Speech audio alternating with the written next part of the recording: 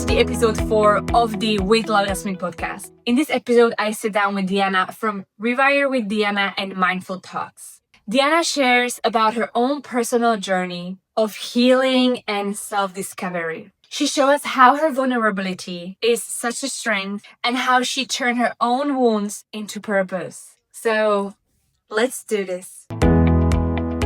And we are rolling. Thank you so much, Diana, for coming to this podcast. I'm so happy to have you here. And I can't wait the world to get to know you and my listeners and whoever is going to watch this podcast. So if you want to introduce yourself and what are you doing and tell us something about yourself. Well, thank you for inviting me. I think this is a wonderful initiative. I've seen some of your episodes and you've been interviewing some pretty amazing women. So I'm really grateful to be here with you. A little bit about myself. I am Romanian. I live in the Netherlands and I'm an identity and resilience coach. I used to wear many hats from actress to hospitality management, very high functioning roles. And now since I've moved to the Netherlands, I've started to reshape who I am, because every time we go through a big transition, we reshape our identity. So now I'm in my slow down season and being more than doing. Well, would you like to share? Well, I met Diana like years ago. That's and it feels like it never even happened. You just like, it was like a flash. And we both were living such a different lives back then. And I wanted to ask you, like, what changed? Like, obviously so much has changed for you because you are in a whole different world right now, a whole different country. And what was the change what happened from London to Netherlands, from hospitality to coaching to running like full business? Like, tell us something about that transition. Yeah. Do you want the long story or the short story? we want the real and the long story. So go for it. Okay. So yeah, when we met, we were both in hospitality. That was a very, very, very different Diana. Well, and I say Diana because people used to call me Diana. So I identify that part with Diana, but now I'm Diana. If I think about how I was and how I am right now, I feel like I'm going to get anxious just by thinking about it.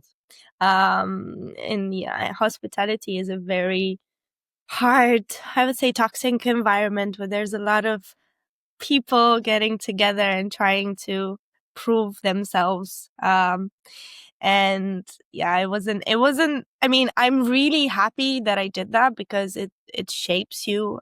So parts of that experience shaped in who I am today. But it's a very, it's a very demanding and a job that you really lose yourself. And what happened was, I mean, I had various roles, high position roles, managing a lot of venues, opening, refurbishing. And I think the peak of it was when I actually ended up in hospital because my intestines blocked. I was so, I was working way too much. Trying to prove way too much and not taking care of myself at all. So my body just said stop now, and I kind of listened. I listened and I kind of changed to a more like a restaurant, kind of easier place to work in, I thought, but it wasn't really the case either. But the pivotal moment when I actually like decided to stop with hospitality was I was pregnant. I was 7 months pregnant, and I was still like carrying kegs around 7 months. And that wasn't like the biggest, thing. I always consider myself, I'm so strong and I can do this. Proper, like, strong, I can do anything.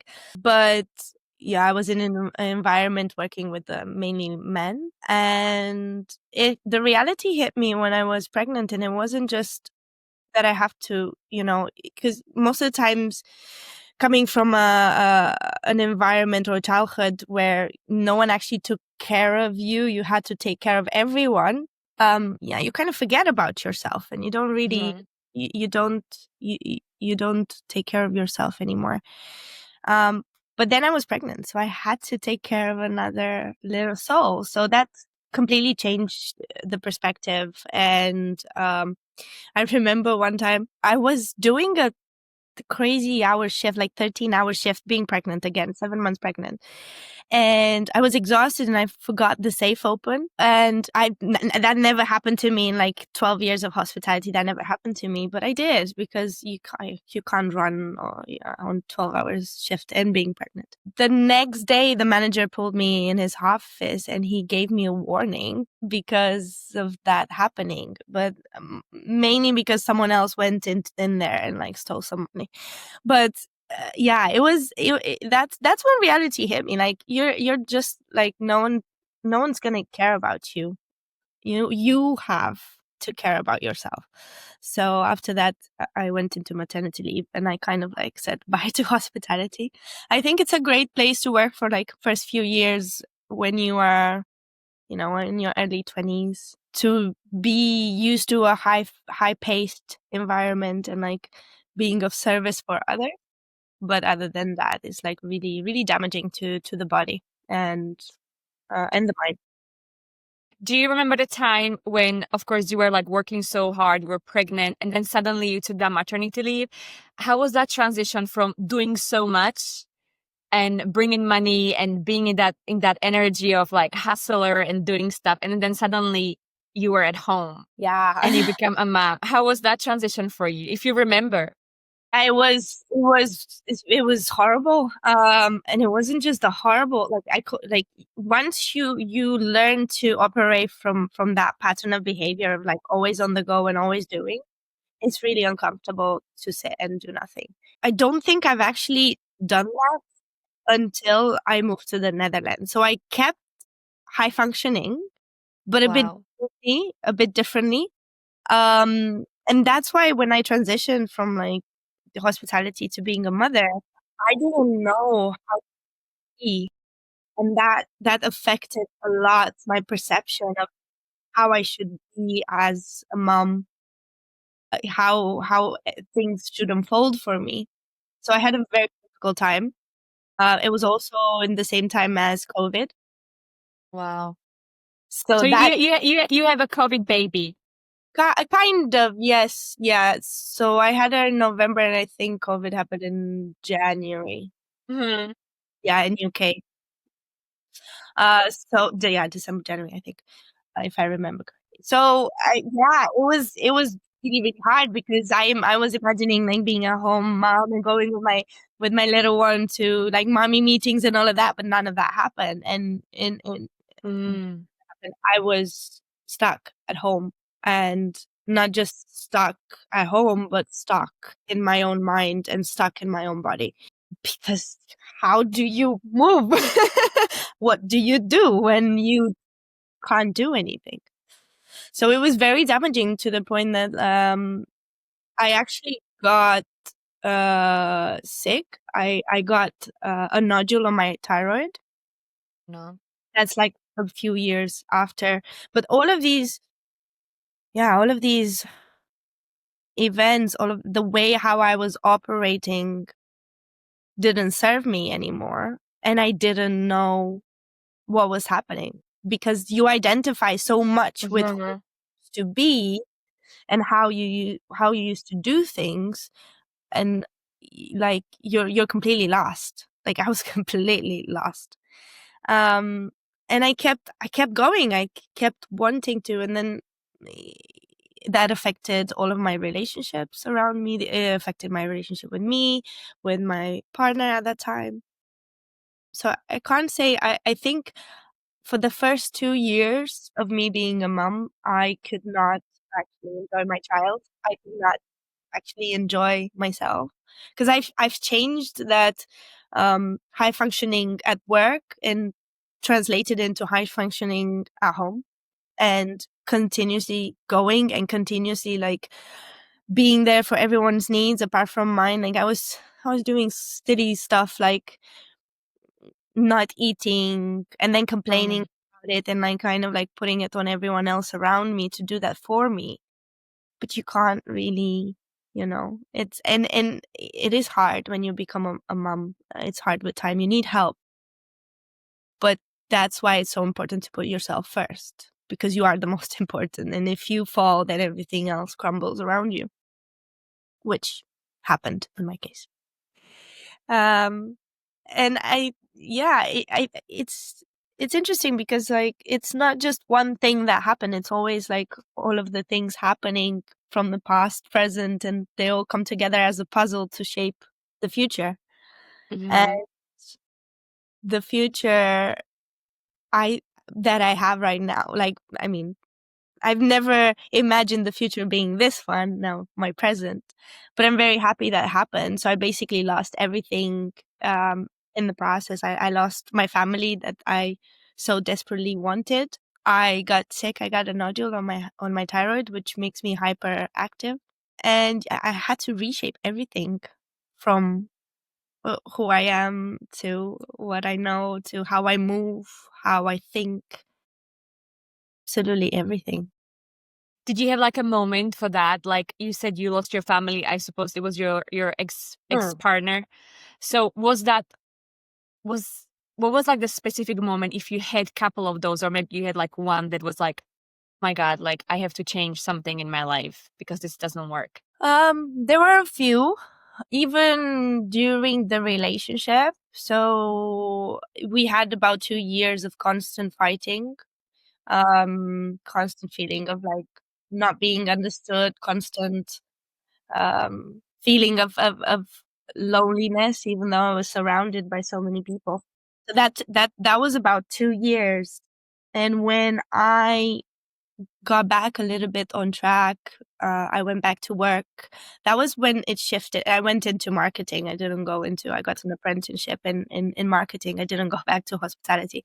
That was one of the moments when I realized, okay, now I'm feeling a little bit more like myself, but not really. I was like slowly trying to put the pieces back of who I am, because motherhood in itself like completely reshapes your identity. And I had to go through all of the other things, like the past unresolved high functioning that I never dealt with, plus being in a new role. And yeah, trying to navigate all of that and the relationship dynamics. It was a lot.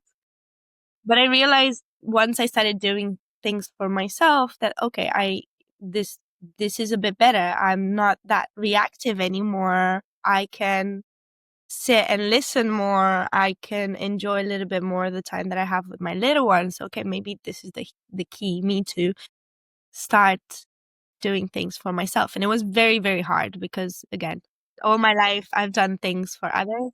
All my life I've been always on the go, doing. And it's been a 6 years long process of reshaping, and going the opposite way, basically. So that's one of the moments when, I realized that was during the relationship when I started shifting a little bit, but unfortunately it was too late because he already checked out emotionally. And I don't blame him. When you're under high stress, your brain and body are there to protect you. So of course they will say run or, do something to get out of it. And then I continued improving. But then when we actually broke up, that's when I hit the lowest life. And that was the really the point that led me to who I am right now, because I had to break into a million pieces to become whole again. Because you never anticipate that. We've been in a relationship for 13 years. We had a child. Like in my head, coming from a family where conflict was permanent, like everyone was shouting and all of that. For me, it was like, oh yeah, we're just gonna get over it. But actually, we didn't. And when I saw that we didn't, even though I've made efforts for things to get better and I was better, but he wasn't anymore, that's when reality really hit me. That's when I was like, Shit. When you said you started to choosing yourself because you weren't doing that, you mentioned that you were doing things for other people in the relationship for everybody else.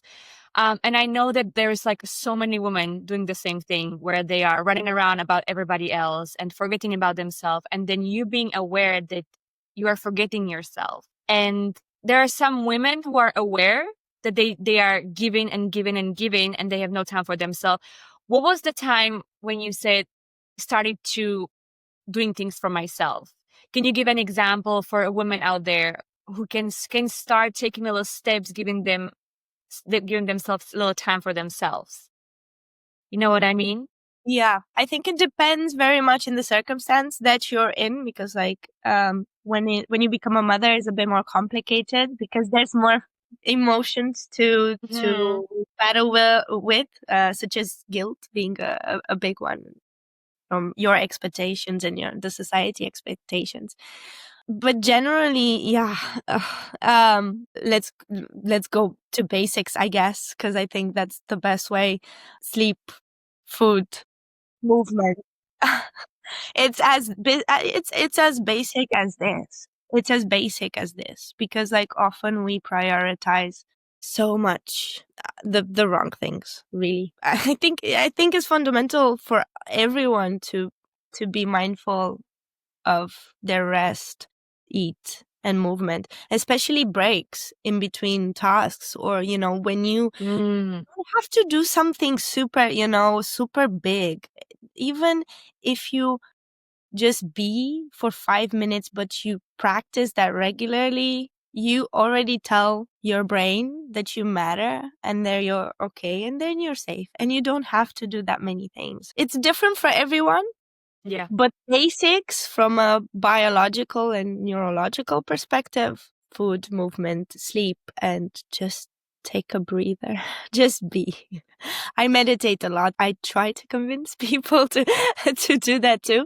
Well, but yeah, I think slowing down with whatever tool that you have can be super important. I think that's a great advice because when you say like, oh, choosing myself and do things for myself, like can be lots of women can like, oh, well, I'm going to go get myself a massage. She means going to get nails done. And this is all, again, we are on the go, right? So I love that you mentioned the basics, like rest, take a break between tasks. Like, I think that's for me, like now you just blew up my mind. Like, oh, this is fantastic. Yeah. Take a break between tasks. Yeah. Stop. So Yeah. that's awesome. That's going to be very helpful. So you mentioned, okay, so you you break up with your partner and that's where you realized that was your rock bottom, that relationship separation. Yes. So let's start from there. So what happened? Oh, what happened? I'm going to start from when I was in the breakup.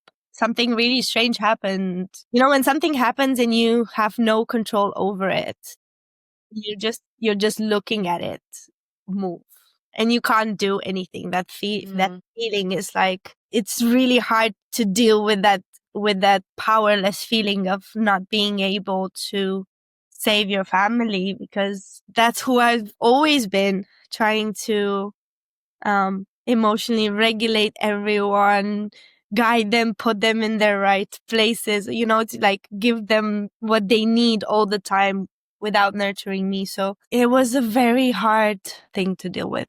I think my nervous system is, even if I've processed that, it still goes a bit into a freeze mode when I think about it, because it's such a powerful emotion of not having any power whatsoever. It's really not. So that was whilst I was in it. After the breakup, I became a single mom, and I had to do everything on my own. And he was present a little bit, but not really, because he had other priorities.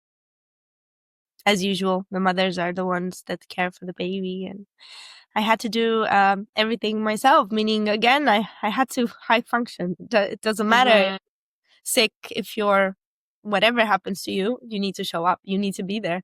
So luckily I was used to that, but it wasn't good for me.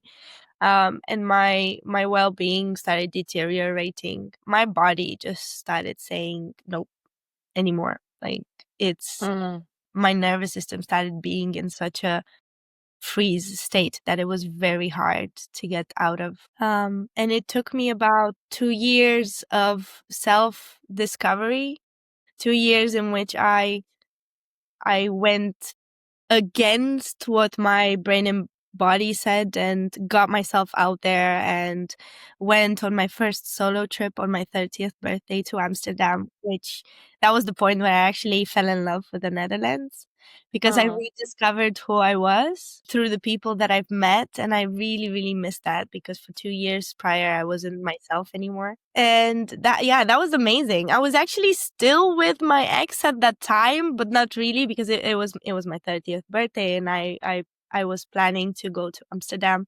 I wanted to do mushrooms because I've never done mushrooms. And I was like, yes, I'm not breastfeeding anymore. Now it's time for me.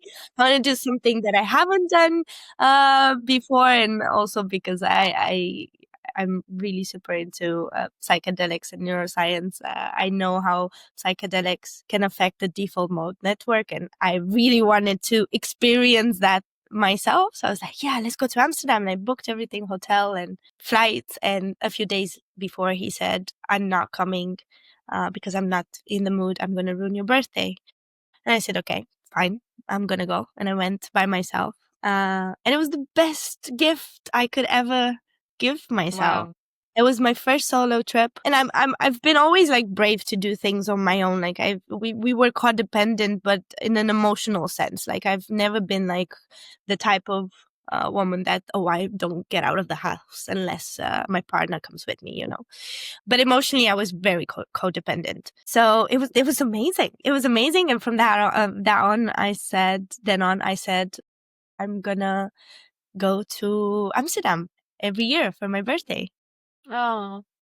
The second year, I met my amazing partner that I am with right now.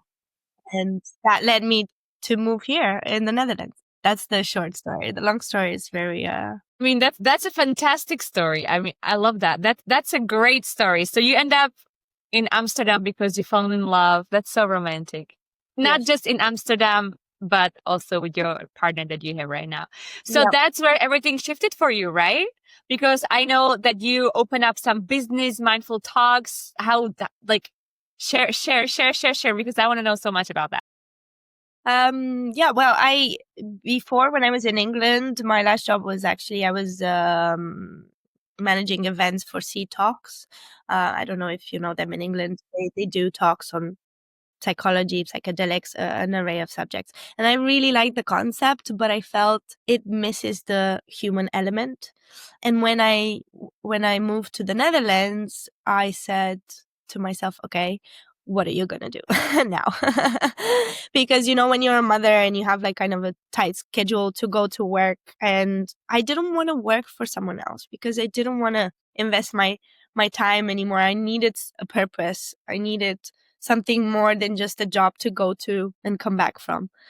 So I said, okay, how can I leverage my skills and what's needed here in the Netherlands? Maybe that I can create. So that's how Mindful Talks started. At the beginning, just as a series of talks around neuroscience and psychology, partnered with a few scientists from universities around here.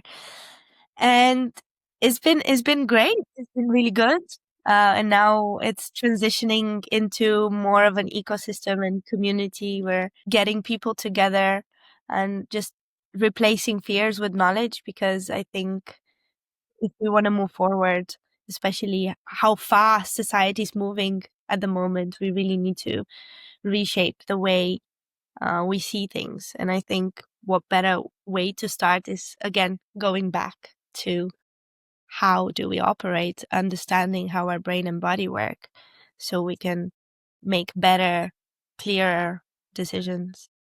You made it so easy. Like, I just started this, but how? Like, did you call people? Like, you know, you just like, oh, I just moved to Amsterdam, Netherlands, and I just opened up a mindful whatever because that was missing. I don't think it was so easy as you describe it. I mean, no, and it's still not. because being an entrepreneur is challenging. Well, again, high functioning, and I didn't give myself time to pause. I moved in the Netherlands in May, and then in August I went to the KVK, which is the Chamber of Commerce, to register the business. I was like, okay, I'm doing this. In just a few months, I got the website done in 3 months, and then our first event was in a theater in The Hague about boundaries, in collaboration with a great trauma therapist about boundaries. So I just did it. I don't know how I did it. I did it. That's how I've been all my life. I don't think about it too much. I just do whatever. And I think that's one of the things that I really, really love about myself. When I feel something, when I really feel deeply something, I just go for it. Like I don't really care.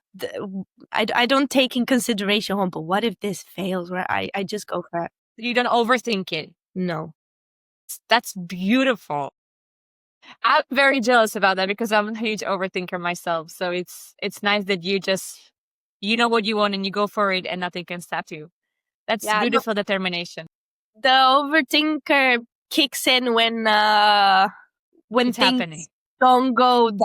When things are hard, that's when I'm like, oh, did I have? But still, I've based my actions a lot on my intuition my whole life, and that has never failed me. So I'm pretty happy about that. So tell us something more about that. Mindful talks. Okay. Where is it now? What is going on now with it? Well, we are going into more of talks and workshops, again, to understand the brain. We're focused on that this year, but not just understand the brain, but actually facilitate the mind-body connection. Because we are so used to operating from our default mode network, which is our autopilot, because obviously we need that in this fast moving world with so many roles and so many things happening all at once. Our brain is made to save energy, and we switch on the default mode network a lot, which is not in essence is not a bad thing, because that's its role to get us moving and save energy and not get overloaded. But unfortunately, we tend to get stuck in it at this point in time, especially with social media and scrolling. So we operate a lot from that default mode network. And the default mode network is actually linked with a lot of mental health problems. So the more it is in overdrive and overwork, it can, it's linked to anxiety, depression, even as far as schizophrenia. So we as a society, or as a collective, we need to shift from operating from one mode to being able to switch seamlessly. And we do that by creating the awareness through the talks, and then putting in the action through the workshop. So I've recently launched a play workshop, which I absolutely love, because one of the best tools to use against overwhelm and getting yourself from that autopilot state is through play. So there are a few tools. You can use meditation, which is very useful to get you out of let's say you can use breath work. But play is something that is innately, like, we all should know how to play. A lot of us have forgotten how to play because childhood experienced adversities or whatever it may be, or just because we're adults and we're serious, so we're not going to play anymore. So I'm trying to get that back, and that's going to be the focus for this year, getting as many people as possible to play. And we do that through brain booster games, so like linking your left hemisphere with your right hemisphere, improving the communication, increasing the gray matter, and just increasing the communication between the brain and body. Because most of us are overthinkers. We use our brain mostly, but we kind of forgot to use our body due to our lifestyle. So by doing that, it has a lot of amazing benefits, just the feeling of safety through play. Do you want to share like I know it's in Netherlands, but how people, is it subscription or is it like event and you pay, or like how people can join to this community? For now, it's it's only face to face. Probably somewhere in the future, I would love to do it online, but I focus a lot on human connection, and because it's one of the most important elements in the healing journey. We cannot really be at our best or like live without one another. So Mm-hmm. in-person events is our focus. I am planning on doing some online talks on topics such as overwhelm, especially for women, because we multitask, all of us. Mm-hmm. But yeah, these play workshops will be in the Netherlands. Well, hopefully, if it all goes well, maybe why not? We can come to Spain and do a workshop. Easy, easy. And now, okay, so also I've noticed like you become a coach, that you help people, but I wanted to ask you that it seems like you really enjoy helping relationships, Yeah, because you obviously overcome your own journey with relationships, so you have experience with it. And what I noticed that it's your passion now, right? I think it's more than just a passion. It's I've turned a wound into a purpose because I got abandoned twice. So I got abandoned when I was 4 years old. My dad left my mom, and I've never seen him for a lot of years. And then I got abandoned as a mother when my daughter was pretty much the same age, because we repeat the patterns, right? So why I wanted to get into a relationship, even though it's so hard because it's so complex, it's because at the end of the day, people overlook one very important aspect. Our brain has neuroplasticity, which is the most fascinating and amazing thing about it, the ability to reshape, rewire, reshape who you are. That it's kind of, going against this consumerism mentality of like, oh, a relationship doesn't work, I'm just gonna split. I see so many times, and it pains me to see so many relationships fail. Yeah, not because people are this or that, like all of these labels. Oh, he's a narcissist, so that's why I'm leaving, or this, and so that's why I'm leaving. Because people do not have the tools to regulate their emotions. They don't have the understanding what's happening to them at a cellular level, or a deeper level, as you might say it. So then we will choose to get away from the problem, as opposed to trying to see it from a different perspective, to see, okay, what is here to be done. And I think when people understand this amazing power that they have, because it's a power to reshape who you are, and it happens constantly without you even noticing. But when you are aware of it and you're actually putting in the effort and putting the action into place to reshape into who you want to be, that is absolutely amazing. And that's what I do through my coaching. I don't focus on the relationship in itself or the problems in the relationship. I focus on the individual to enhance their inner strengths, and for them to understand and guide them into changing and shaping in who they are. Because in every relationship that falls apart, it's not just one person's fault. And it's not even about blaming at the end of the day, because when you blame, there's nothing past that. It's just like, okay, it's her fault or it's his fault. And then that's it. You've given the why to your brain. So he's not going to be curious anymore to look forward for answers or like find a solution. So that's it. Blame, done.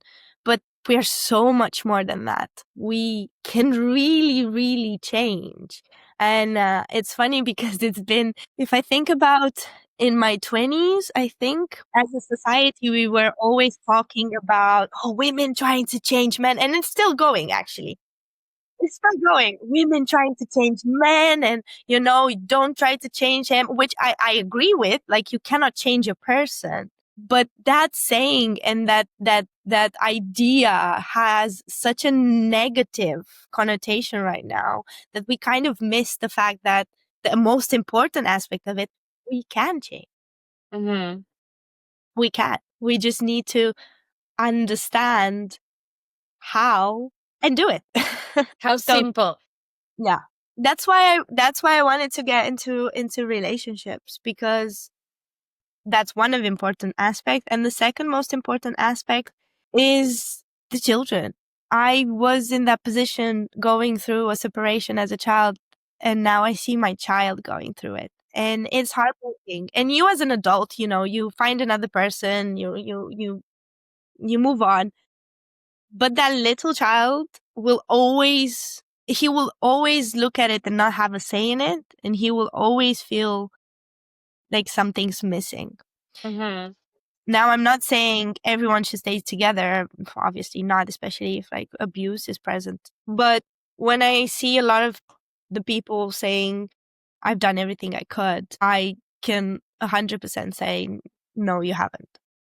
Because there are still ways and tools that you can apply, but it comes from inside, and it comes from you accepting the bad parts of you being comfortable with the negative, you being comfortable with the negative emotions, thoughts, and behaviors, and looking at them and with love and try and shaping them into something different. What would you say from your personal experience, you working with couples, what is like the most common thing that they are going through and they struggle with? The most common thing, especially from a women's point of view, because I work mainly with women, but I've worked with men, but I relate to women a lot easier.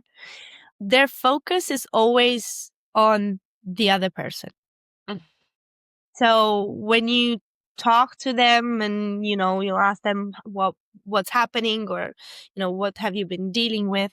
It's always them narrating the story in which he doesn't do, or he is not, whatever and I think that is the root cause of the problems in relationships, because firstly, you cannot change someone. You can only change how you react to that someone. But the main issue is that when you focus so much on the other person, then you lose yourself. There's no I anymore in that relationship. It's just him.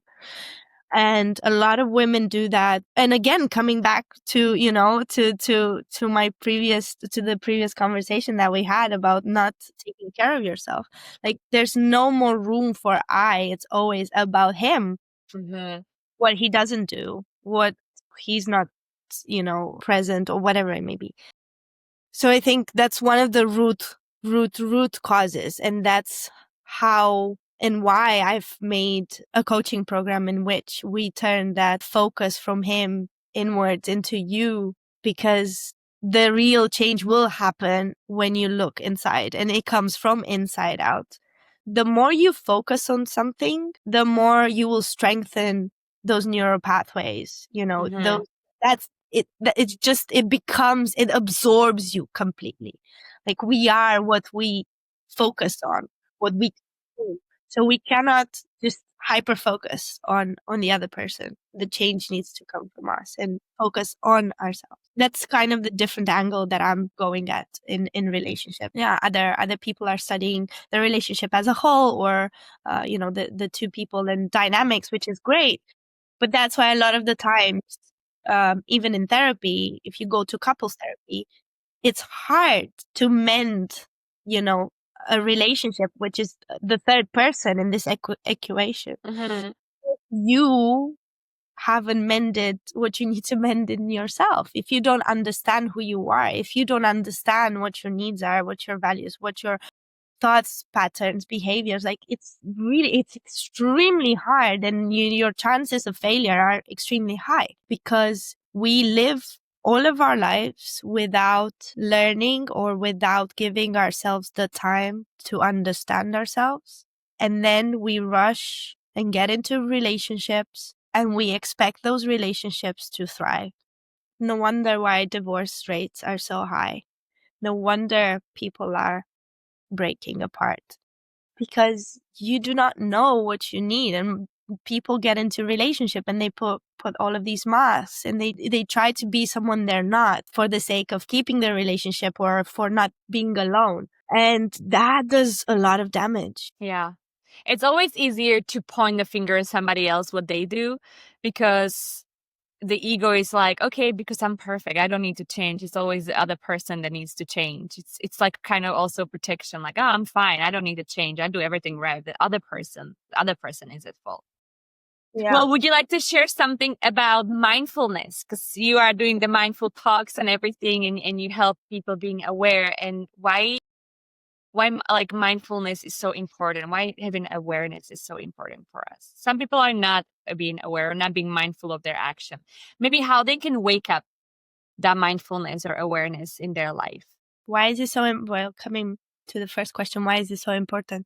First of all, there's been so many studies showing that actually true happiness is when we are in the present moment. Like, you cannot feel happiness if you're in the past. It's about the present moment. And again, coming back to how our society is constructed, of us always being wired for productivity, always being wired for future goals, and all of that. You do not have the time and space to be present. And that's why you see so many people that are so unhappy with the lives that they're living, because they're never in the present. They're either in the future or in the past, but they're never in the present.